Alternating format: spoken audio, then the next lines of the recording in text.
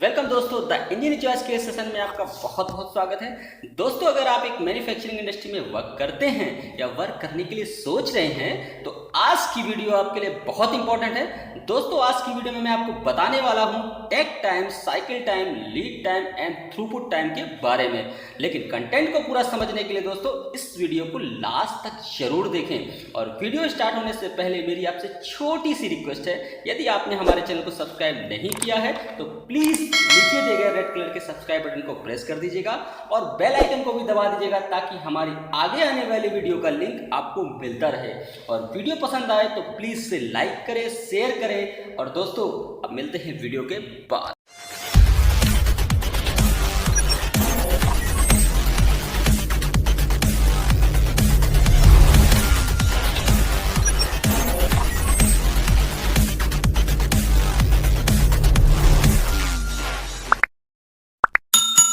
तो सबसे पहले बात हम करेंगे साइकिल टाइम की। चलिए समझ लेते हैं साइकिल टाइम क्या होता है। साइकिल टाइम की डिफिनीशन क्या होती है। Cycle time, the time taken to complete specific task from start to finish.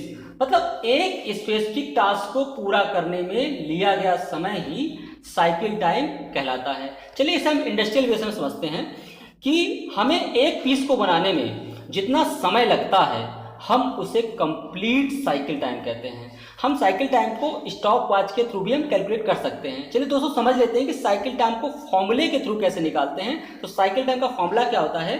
Cycle time equal होता है net production time upon number of unit produced. मतलब दोस्तों आपके पास जितना प्रोडक्शन टाइम अवेलेबल है और आपका जो यूनिट प्रोड्यूस हो रहा है उस आवर में, वो उन दोनों का अगर आप डिवाइड कर देंगे तो आपका साइकिल टाइम निकल कर आ जाएगा। आइए एग्जांपल से समझते हैं। एग्जांपल क्या है। Consider a manufacturing unit which is producing 100 unit of product पर 40 आवर।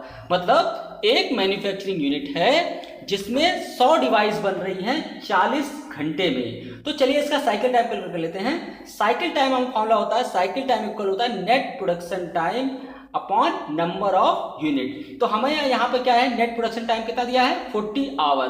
उस आवर को हम क्या है मिनट में भी कैलकुलेट कर सकते हैं। तो 40 इंटू 60 और अपान में होता है नंबर ऑफ यूनिट। तो यूनिट कितना प्रोड्यूस कर रहे हैं आप 100, तो अपान में हो जाएगा 100। तो इसका हम कैलकुलेशन करेंगे तो हमें मिलकर आ गया 24 मिनट। मतलब क्या हुआ दोस्तों, साइकिल टाइम निकल कर आ गया 24 मिनट। मतलब एक डिवाइस को, एक कंप्लीट टास्क को पूरा करने के लिए जो हम 24 मिनट का टाइम लग रहा है, तो ये आपका साइकिल टाइम हो गया।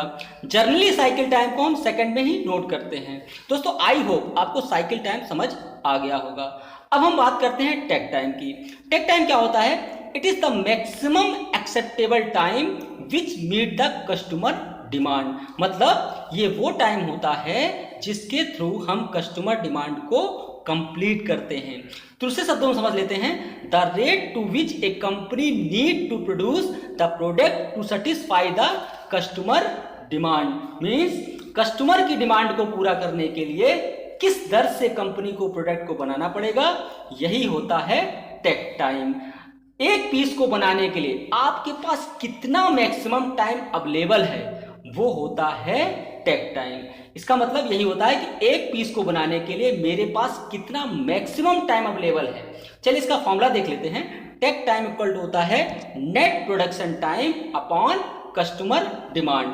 मींस जितना हमारे पास प्रोडक्शन टाइम है और जो हमारी कस्टमर डिमांड है उनका हम अगर डिवाइड कर देंगे तो हमारा टेक टाइम निकल कर आ जाएगा। आइए एग्जाम्पल समझ लेते हैं। Suppose your company run journal shift, customer demand is 600 unit. चलिए टेक टाइम निकाल लेते हैं। जनरल शिफ्ट जो होती है वो 9 से 5:30 होती है। मतलब अगर 9 से 5:30 का टाइम हम कैलकुलेट करेंगे तो 8.5 घंटे आ जाएगा। तो 8.5 घंटे में आपका 30 मिनट का लंच टाइम होता है और 30 मिनट का टी ब्रेक होता है। तो याद रखिए दोस्तों कि नेट प्रोडक्शन टाइम जो होता है उसमें लंच टाइम और टी ब्रेक नहीं लेते हैं। तो हम 8.5 घंटे में अपना 1 घंटा हटा देंगे तो कुल मिला के जो हमारे पास मिनट में कैलकुलेट टाइम आएगा वो आएगा 450 मिनट। तो अब टेक टाइम का फॉर्मूला क्या होता है, net production time upon customer demand. तो हम नेट प्रोडक्शन टाइम कितना हो गया 450 मिनट। अब हम इसको सेकंड में कन्वर्ट कर लेंगे तो 450 इंटू 60 अपान में क्या है, कस्टमर डिमांड। तो कस्टमर डिमांड हमारी क्या है, 600 यूनिट, मतलब 600 का हम डिवाइड कर लेंगे। तो जब हम कैलकुलेट करेंगे तो हमारे पास क्या निकल कर आएगा, 45 सेकेंड। मतलब हमारे पास मैक्सिमम अवेलेबल टाइम है 45 सेकेंड है एक पीस को बनाने के लिए। अगर हम 45 सेकंड में एक पीस को बनाएंगे तभी कस्टमर की डिमांड को हम पूरा कर पाएंगे। यही होता है आपका टेक टाइम। आइए कुछ कंडीशन जान लेते हैं। If cycle time is less than take time, मान लो साइकिल टाइम आपका 45 सेकंड है और टेक टाइम आपका क्या है, 60 सेकंड है। तो दोस्तों साइकिल टाइम क्या होता है, आपको पता है, एक डिवाइस को कंप्लीट करने में लगा समय। तो एक डिवाइस को कंप्लीट करने में कितना समय ले रहे हैं, 45 सेकंड। और टेक टाइम कितना है, 60 सेकंड। तो टेक टाइम क्या होता है, कस्टमर डिमांड के अकॉर्डिंग एक पीस को पूरा करने में दिया गया समय।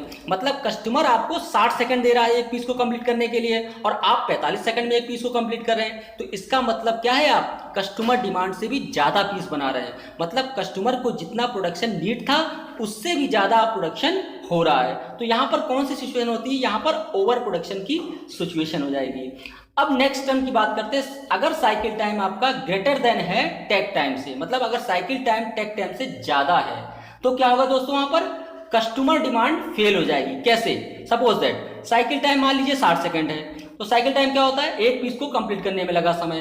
तो आप 60 सेकंड है एक पीस को, आप एक पीस को बना 60 सेकंड में बना पा रहे हैं। लेकिन टेक टाइम क्या आपका 45 सेकंड, मतलब कस्टमर आपको क्या कह रहा है, 45 सेकंड में आपको पीस को बना के देना है। तो आपका क्या है, यहाँ पर आप 60 सेकंड में पीस बना रहे हैं और कस्टमर आपको 45 सेकंड दे रहा है। तो इसका मतलब आप जो पीस बना रहे हैं उसमें ज्यादा समय ले रहे हैं। इसका मतलब क्या हुआ, आप कस्टमर डिमांड को पूरा नहीं कर पाएंगे।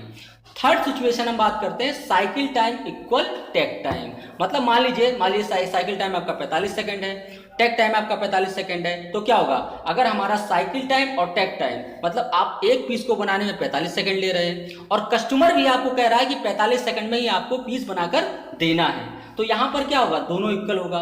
तो यहां पर ना तो ओवर प्रोडक्शन होगा और ना ही डिलीवरी फेल होगी। ये एक आइडियल सिचुएशन है। अब हम बात करते हैं लीड टाइम की।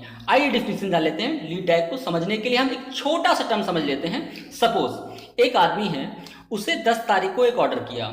ऑर्डर के बाद उस कंपनी से उस ऑर्डर को रिसीव कर लिया उसी दिन। अब उसी महीने की 15 तारीख को उस कंपनी को उस आदमी को प्रोडक्ट डिलीवर कर दिया। तो क्या हुआ, जो 10 से 15 के बीच का जो टाइम हुआ, मतलब जो 5 दिन हो गए, वो हो गया क्या आपका lead time.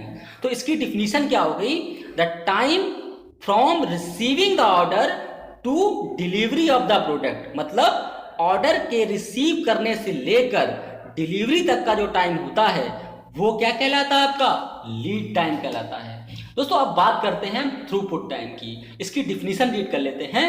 The time starting from raw material received till the dispatch. मतलब रॉ मटेरियल रिसीव होने से लेकर डिस्पैच तक का जो समय होता है, जो टाइम होता है, वो कहलाता है आपका थ्रूपुट टाइम।